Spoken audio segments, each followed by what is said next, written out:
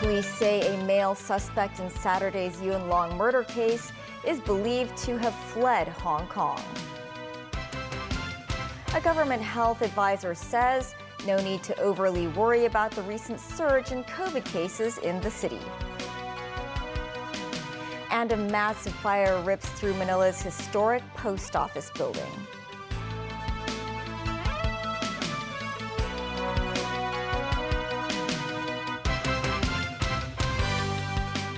Hello and welcome to TVB News. 2 days after a 54-year-old woman was murdered in Yuen Long, police say it remains to be determined if the fatal wounds to the victim's neck and other parts of her body were made with a knife or a chainsaw.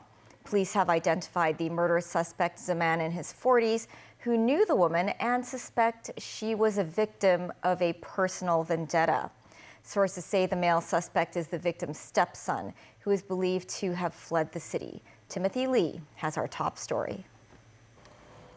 On Saturday, police found a middle-aged woman lying in a pool of blood on Kampok Road in Yuen Long. She was reported dead on the scene and was found to have sustained multiple stab wounds to the neck, wrists, and possibly the chest. The victim was identified as a 54-year-old woman surnamed Long who lived together with her husband. Police also found a blood-stained chainsaw, a 30-centimeter-long knife, and a pair of gloves in a nearby bush. Preliminary investigations found that the woman was taking a walk in the area at 7 p.m. that evening and was attacked by a black-clad man in his 40s. Sources say the murder suspect is the victim's stepson and the biological son of Leung's husband and his ex-wife. TVB News tried to talk with the victim's husband, but he told a reporter to speak with the police. Sources say none of the victim's valuables were stolen, while police noted the male suspect allegedly held a grudge against the victim and has already fled the city. Authorities stressed that the suspect and victim knew each other and that the crime was premeditated. They added that they are uncertain where the suspect escaped to. Police said they are currently investigating if any individuals have assisted in helping the suspect escape from the SAR and will continue the manhunt. Timothy Lee, TVB News. Government pandemic advisor Lau Yu-Long said COVID infections in Hong Kong have risen, but the public should not overly worry because most cases are not severe. Mimo Sengai reports. Last week, Secretary for Health Lo Chung-mau estimated more than 10,000 people a day tested COVID positive. While the figure is relatively large, the government pandemic advisor Lau Yu-Long said such a number of infections was predicted. He also said the current COVID wave has already peaked. The expert said the lack of severity in most cases suggests the wave is small, adding countries around the world would have experienced similar scenarios. Moreover, Lau urged society to move forward and not become too concerned. The World Health Organization earlier suggested the mainstream XBB variant should be targeted when receiving a COVID booster dose vaccine this year. In response to the WHO's recommendation, Lau said such vaccines were not yet available. Instead, he believes bivalent vaccines that target variants BA.4 and BA.5 will provide better protection. Meanwhile, Zhong Nanshan of the Chinese Academy of Engineering announced 2 vaccines that can target the XBB variant have received preliminary approval and will soon be available. Speaking at a medical forum, Zhong said a pandemic model forecast shows the number of infected mainlanders will be around 65 million weekly at the end of June, stressing the importance of developing the XBB vaccines. Ming Musanai, TVB News. Director of the State Council's Hong Kong and Macau Affairs Office, Xiaobao Long, will begin his 4-day work trip to Macau tomorrow. Last month, Beijing's top official overseeing the 2 special administrative regions also made a 6-day inspection visit to Hong Kong. Authorities did not provide itinerary details of Xia's upcoming trip to the casino hub. Macau's chief executive Ho Yat-sung said the SAR warmly welcomes Xia's visit and would fully cooperate to facilitate arrangements for his inspection. A massive fire tore through Manila's historic post office building overnight, slightly injuring one person and razing the nearly 100-year-old landmark. Authorities say the fire started before midnight in the basement of the neoclassical 5-story building. The blaze was brought under control this morning, more than 7 hours after it began. An investigation is underway to determine the cause of the fire and assess the damage. The Manila Central Post Office was one of the capital's busiest office buildings, but was closed when the fire started. The building, recognized as a national landmark, was built in 1926 with high columns in the traditional neoclassical style. The founder of Russia's Wagner group of mercenary fighters said they are ready to leave Bakhmut after successfully expelling all Ukrainian troops. Yevgeny Prigozhin said his group's work is done after a bloody 9-month battle in the city, and that Russia's armed forces will take control on Thursday. Ukrainian President Volodymyr Zelensky denied Russia had complete control of Bakhmut, with top defense officials saying they are encircling enemy forces. Nazvi Karim has more. Footage released by RU-RTR shows Russian soldiers walking past the ruins of Bakhmut to prove that Moscow has control of the devastated city. Ukraine's Karpatska Sich Battalion, meanwhile, sent out undated video of Ukrainian soldiers tracking Russian forces on the perimeter of the city. None of the scenarios, though, offer solid evidence to who is actually in control. Russia's Wagner Group mercenary force says it has captured the salt mining town that has been the focus of 9 months of intense and bloody fighting. Wagner chief Yevgeny Prigozhin said not a single Ukrainian soldier remained in the city because Wagner does not take prisoners. He said his group will hand over control to the Russian armed forces on Thursday. Ukrainian President Volodymyr Zelensky, meanwhile, tracked back on an earlier comment that the city has been lost.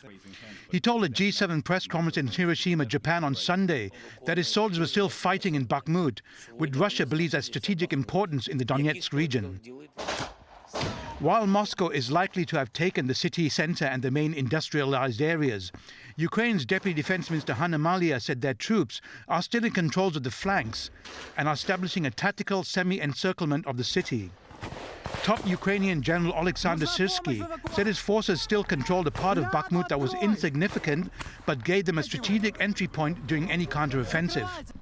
One analyst said Ukraine has probably gained more territory on Bakhmut's flanks than Russia has in the heart of the city.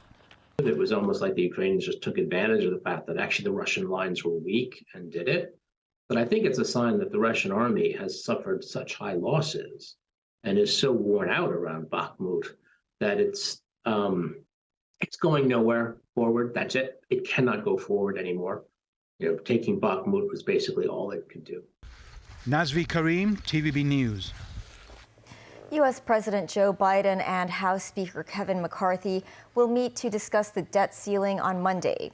Both had a phone call a day earlier when Biden was returning home on board Air Force One after the Group of Seven summit in Japan. The Republican House Speaker said the call was productive and that negotiations between his staff and White House representatives are focused on spending cuts. What I'm looking at are where our differences are and how could we solve those. And I felt that part was productive. But look, there's no agreement. We're still apart. We put forward a proposal to cut spending by more than $1 trillion, opposed to the combination of spending cuts and new revenues. Now it's time for the other side to move from their extreme positions, because much of what they've already proposed is simply, quite frankly, unacceptable. Less than 2 weeks remain until June 1st. The Treasury Department has warned that the federal government might not be able to pay all its debts by then. A failure to lift the debt ceiling would trigger a default that would cause chaos in financial markets and spike interest rates. The last time America came close to default was in 2011.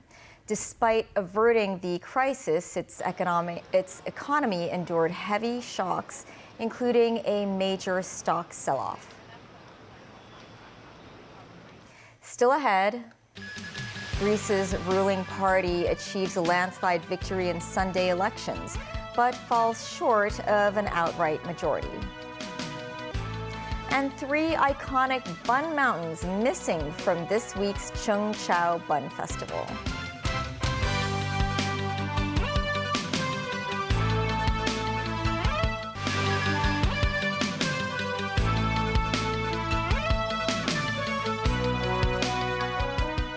Welcome back.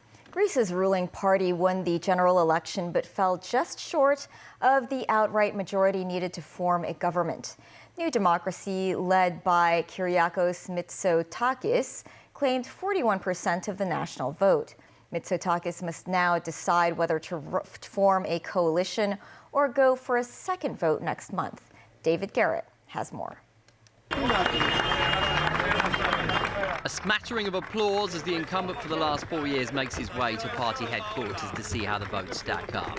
He's asked questions, but Kyriakos Mitsotakis, the leader of the Conservative Party of New Democracy, tells journalists he'll wait for the exit polls. And here it is. Mitsotakis' party in blue projected to take around 40%, at least 10 points clear of the left-wing Syriza party. The survey slightly underestimated his success. Mitsotakis emerged to cheers from supporters. They had claimed 41%, trouncing the opposition, but they needed more than 44% under the multi-party proportional representation system to form a government. A rail crash that killed 58 people in February and high youth unemployment factors in Mitsotakis being unable to reach the threshold. But the Prime Minister says he has the approval to rule. The Harvard-educated leader must decide whether to take the election to a second round to get the parliamentary majority. Mitsotakis gave a hint by saying the next battle starts in the next election. I was very happy because Kyriakos Mitsotakis and Nea Demokratia have helped a lot of the economy in Greece. They have increased the GDP of Greece and a lot of other things. Once dominant PASOK party also enjoyed their night. They picked up around 12%, a comeback of sorts they almost obliterated during the financial crisis a decade ago. Their leader, Nikos Androulakis, is unlikely to be willing to form a coalition because of souring relations over a phone surveillance scandal. We can be the center of the opposition in the next elections, and we're really feel satisfied about what we did. We actually wait for the final results. The exit polls are really positive, and they show us a huge increase from what we had 4 years ago. Monday morning and the country is still waiting for the way forward. The Prime Minister has 3 days to build a coalition. If he can't, or more likely decides not to, he'll go back to voters within a month. David Garrett, TVB News. U.S. President Joe Biden said the group of 7 nations have agreed on a united approach to China that called for diversifying supply chains to reduce dependence on one country. Still speaking on the final day of the group's summit in Hiroshima on Sunday, Biden also dropped a hint that he could soon speak with President Xi Jinping. The U.S. president also reiterated the G7's views on the Ukraine war and Taiwan. Biden and the G7 stance on China during the summit sparked a sharp rebuke from Beijing. Daniel Rao tells us more. U.S. President Joe Biden told a press conference after the 3-day summit that G7 nations are not looking to decouple from China, but instead de-risk and diversify their relationship with Beijing. The main G7 leaders' communique issued on Saturday mentioned China 20 times, the most in recent years. We're not looking to decouple from China. We're looking to de-risk and diversify our relationship with China.